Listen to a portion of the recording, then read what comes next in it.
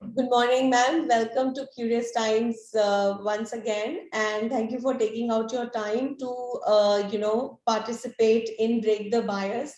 So, if you do this, I'll at least take your picture first, and then we will start the conversation. Okay. So, yes, ma'am. Thank you. Is this the right thing you want? Yes, absolutely. Okay. Thank you. So, what we Good are. morning, Dipti. Good Good morning. morning, Dipti, and thank you for inviting me. Yes. Ma'am, so what we're gonna do is we will talk a little bit about you. How did you, in your so many years of experience or your own education, your own social structure and family, what's your break the bias story? And what are the incidents that you kind of, recall that, this is where I had to make that extra effort to break the biases, and that's what will inspire a lot of people who are following the path which you are doing, or even they're not may not be on the same path, but they are actually struggling with certain sort of situations where they do believe and they need external strength to take that leap. So just share us some stories over Right. Dipti, to tell you first about myself, I was born and brought up in the progressive and industrialist city of Jamshedpur. Jamshedpur is the first industrial city of India. It had very progressive minded people, a cosmopolitan atmosphere with wonderful schools around. So I had my schooling from one of the best schools of Jamshedpur, known as the Little Flower School. So brought up in a very liberal educated family. My parents were well educated, had no bias about having a son or a daughter who should do more, who should do science, who should play, who should sing. Nothing was imposed on us.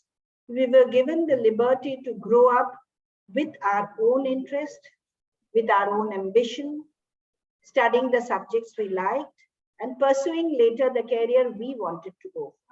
I have a sibling, a brother younger than me, and both of us together have had a very wonderful childhood.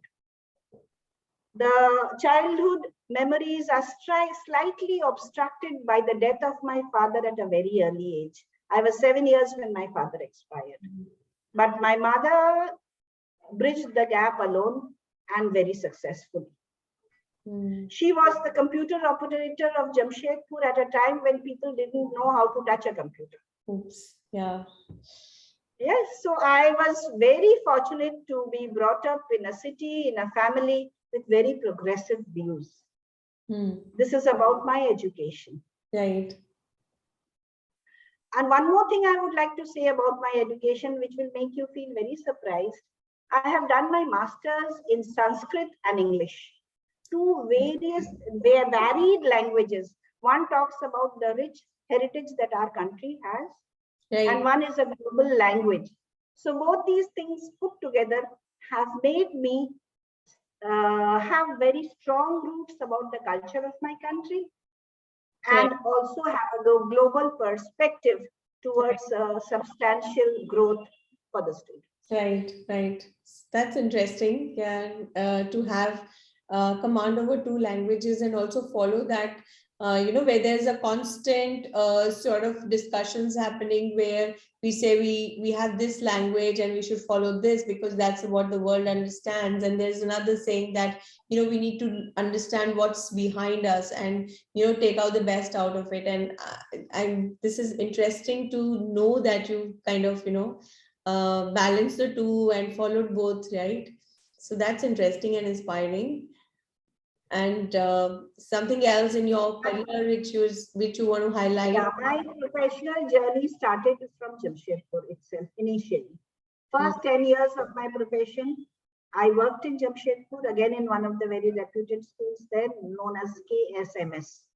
Okay. So I was there for about 10 years, and then we migrated to the capital city, Delhi. And then onwards, one very common factor between my husband and myself, we both love to travel. So I have been all over India in various places, various schools, learned the culture of the state and the various groups, their ethos. And today I stand 31 years experience and a lot of learning from the people with me, around me, at the global level, at the national level, at the state level, at the local level also. That's nice. I've worked in schools that are residential. I've worked in day schools. I have worked in schools that have day boarding. So there were various types of areas that I've worked for. Right. And got to understand students very well. Till date, students are my lifeline. I live because of my students.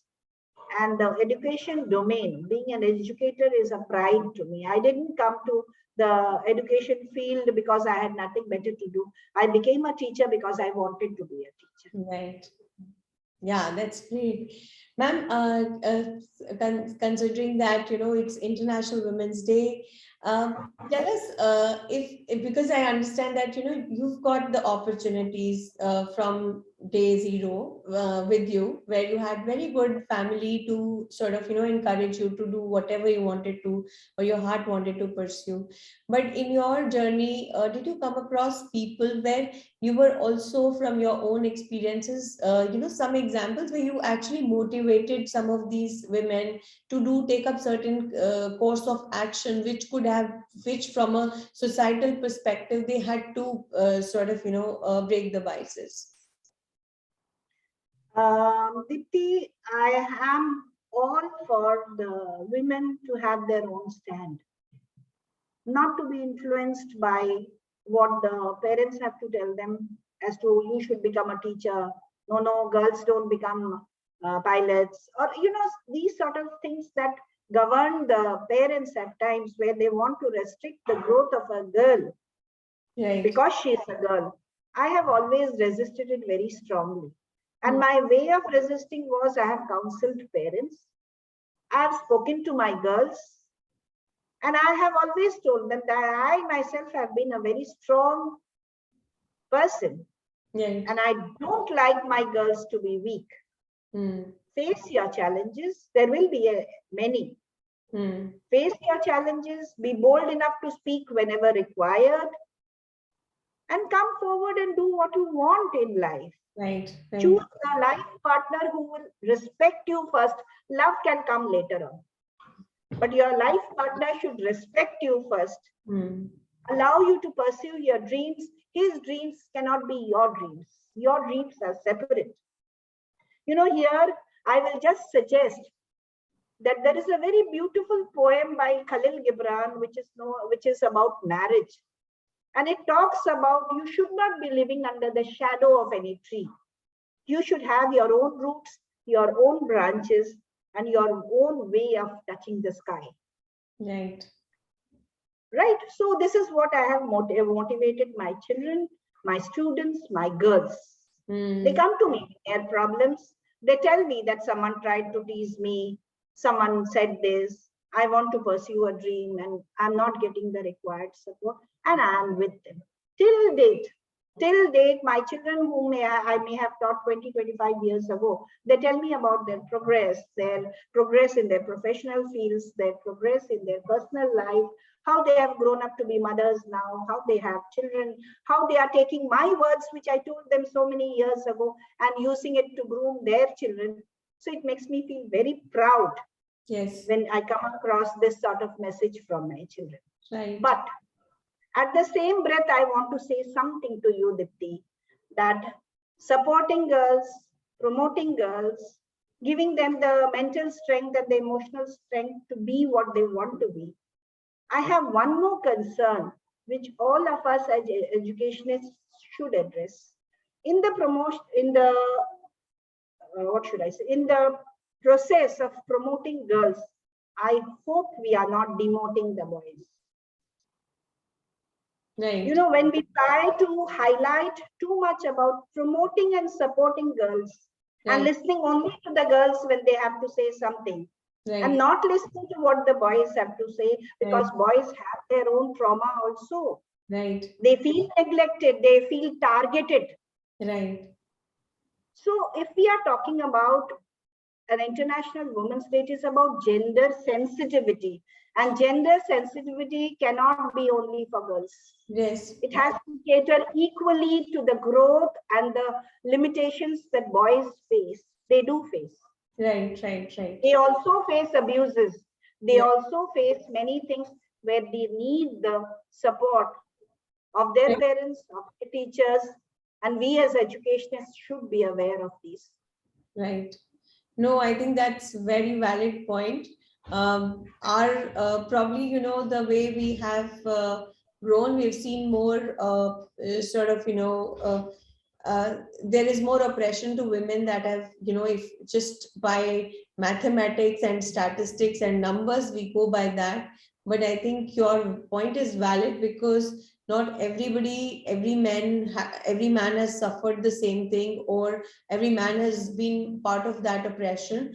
And so the people, therefore, who've sort of, you know, not been that part of the oppression, getting neglected in the process, is also not fair to them, right? So Not only that, we have to remember sensitizing the girls and the boys together is also necessary. Yes, totally. When they respect one another, which I told you, love comes later, everything comes later. Respect for all genders, yeah, all genders, yes. It's very, very essential. Yes, very essential. Totally, ma'am. And so the last question: who has inspired you or continues to inspire you? Who's been the strongest inspiration, or, you know, people who kind of made you the person you are? See, if I have to talk about who inspired me, there are n number of women. Even the maid servant I have is a very strong lady. Her ways, her words make me feel that she's supposed to be a domestic help, yet her thoughts are so progressive. True. I'm highly impressed. I am highly influenced by the ways Mother Teresa conducted her life.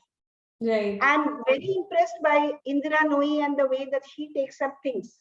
Right. But if I have to talk about one person who has inspired me the most, it has been my mother. That's true. I told you I lost my father when she was 7. I was 7 years old. And the way she carried things forward with a progressive mindset, never giving in to her problems. Right. I have yet to learn a lot from her. Right. Till date, she remains my greatest strength. Right, right. True. I think, like you told about your mother in the beginning, the Break the Bias story is dedicated to her, because somebody sitting in front of a computer so many years back was unthinkable. Oh yes. So the Break the Bias story, actually, she did that, you know, breaking the bias, which inspired you to create such great institution, be you know, significant influence to so many students who you've touched in your career. And maybe the whole credit is hers to start off with. Of course. So I think, you know, really congratulations to her, and many congratulations to you, who's sort of, you know, given it back to the society and to this and to your students, and are bringing basic sensitivity around both for all the genders. And thank you so much for your taking out your time and being with us today. Thank you. Anything else that you want to tell? We wish you, yeah, thank you so much, ma'am. And we wish happy International Women's Day. I also let this platform, since I have this platform, let me wish every woman present across the globe a very happy Women's Day, upcoming Women's Day. I wish them all. Be strong, but the sign, whether you are strong or not, can be known through how humbly you can project yourself. You don't have to be forthright all the time. Yes. A sort of humility is required, which will show your strength. Yes. Women are powerful. We all are powerful. Yes. Thank you so much, ma'am. On that note, we are happy to have you here, and we'll always stay in touch and be with you, and look forward to serving you more and more. Thank you so much. Thank you so much, Dipti. Thank Have you a so good much. day. Thank you.